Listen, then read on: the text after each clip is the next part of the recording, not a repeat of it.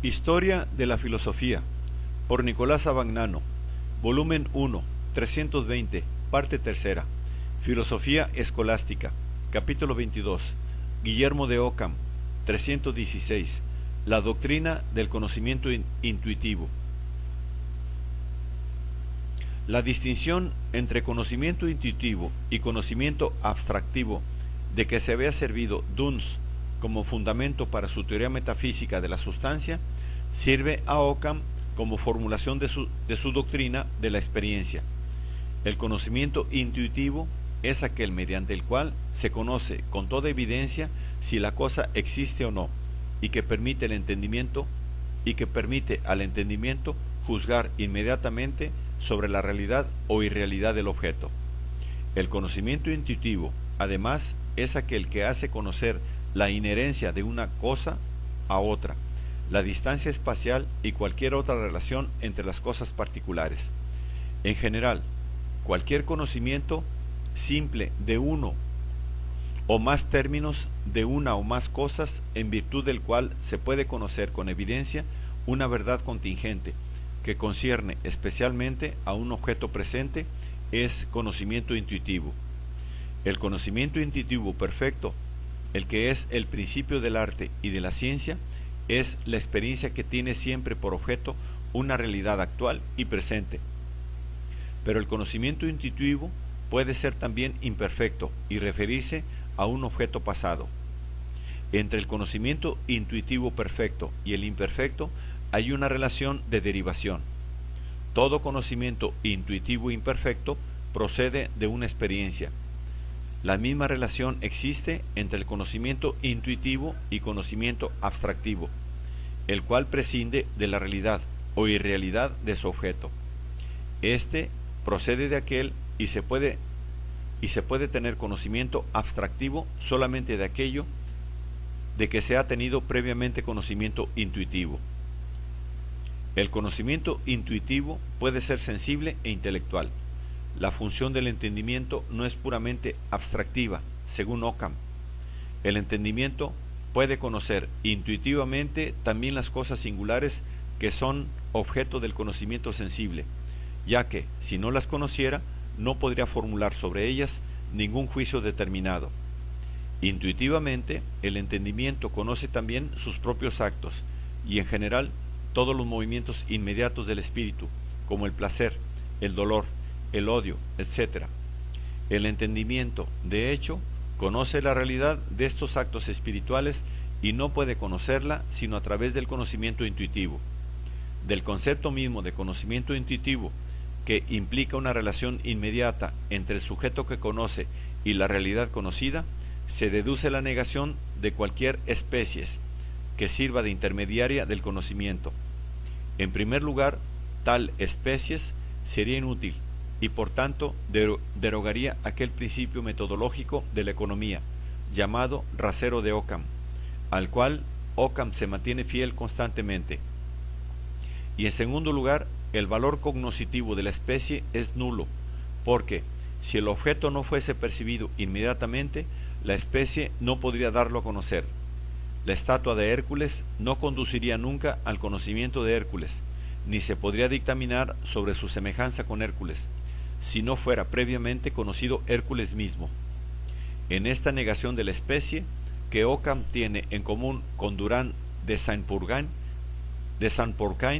y Pedro Aureolo, va más allá que sus predecesores, porque niega también que la realidad tenga en el entendimiento un esse intentionale o apparens, distinto de la realidad misma. Si en efecto el ser puramente conceptual es distinto de ser real, no nos lo hace conocer. La realidad misma debe ser, como tal, inmediatamente presente al conocimiento, si éste debe tener el pleno y absoluto valor de verdad. Sobre la base de una teoría de la experiencia tan completa y madura, que anticipa la de Locke en todos los rasgos fundamentales y hasta en la distinción entre experiencia interna y externa, ninguna realidad podría ser reconocida al universal. Ockham, en efecto, afirma en términos explícitos la individualidad de la realidad como tal, y hace una crítica completa de todas las doctrinas que de alguna manera reconocen al universal un grado cualquiera de realidad, distinguiendo entre las que lo consideran real como separado de las cosas singulares y las que lo consideran como real en unión con las cosas mismas.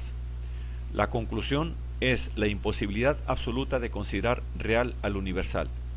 Ninguna cosa externa al alma, ni por sí, ni por otra cosa real o simplemente racional que se le añada, ni de cualquier manera que se le considere o entienda, es universal, ya que tanta es la imposibilidad de que una cosa externa al alma sea de alguna manera universal, cuanta es la imposibilidad de que el hombre, por cualquier consideración o bajo cualquier aspecto, sea asno. En otras palabras, la realidad universal es en sí misma contradictoria y debe ser radical y totalmente excluida. ¿Qué es y qué valor tiene entonces el concepto? Occam no niega que el concepto tenga una realidad mental, esto es, que exista subjetive, sustancialmente o realmente en el alma, pero esta realidad mental no es otra cosa que el acto del entendimiento.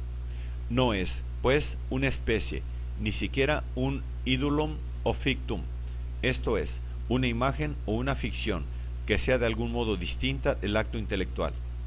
Pero esta realidad subjetiva del concepto es, con toda realidad, determinada y singular. La universalidad del concepto consiste, pues, no en la realidad del acto intelectual, sino en su función significativa, por la cual es una intentio. El término intentio expresa precisamente la función por la cual el acto intelectual tiende, más allá de sí, a una realidad significada. Como intentio, el concepto es un signum, o sea, un símbolo de la realidad, y como tal está en lugar de ella en todos los juicios y razonamientos en los cuales interviene. Occam determina esta función del símbolo con el concepto de suppositio. Se preocupa, sin embargo, de garantizar la validez del concepto. Si el concepto del hombre sirve para indicar todos los hombres y no, por ejemplo, los asnos, debe tener con los hombres una semejanza efectiva, y tal semejanza se preocupa, sin embargo, de garantizar la validez del concepto. Si el concepto del hombre sirve para indicar todos los hombres y no, por ejemplo, los asnos, debe tener con los hombres una semejanza efectiva, y tal semejanza debe existir también entre los hombres, si todos pueden ser representados igualmente bien con un único concepto. Pero esto no supone una realidad objetiva del universal. La semejanza misma, según Occam, es un concepto, como es un concepto cualquier relación. Por ejemplo, la semejanza entre Sócrates y Platón significa solamente que Sócrates es blanco y Platón también, pero no es una realidad que se añada a los términos considerados. Que un concepto represente un determinado grupo de objetos y no otro, no es cosa que pueda tener fundamento en la relación entre estos objetos entre sí y con el concepto, ya que la relación misma no es más que un concepto falto de realidad objetiva. La validez del concepto no consiste en su realidad objetiva. Occam abandona aquí, y es la primera vez en la Edad Media, el criterio platónico de la objetividad. El valor del concepto, su relación intrínseca con la realidad que simboliza, están en su génesis. El concepto es el símbolo natural de la cosa misma. A diferencia de la palabra, que es un símbolo instituido por convención arbitraria entre los hombres, el concepto es un símbolo natural predicable de muchas cosas. Significa la realidad al modo que el humo significa el fuego, el gemido del enfermo, el dolor, y la risa, la alegría interior. Esta naturalidad del signo expresa simplemente su dependencia causal de la realidad significada. Es producido en el alma por esta realidad misma. Su capacidad para representar el objeto no significa nada más. Es este, sin duda, el rasgo más acentuadamente empirista de la teoría del concepto de Occam.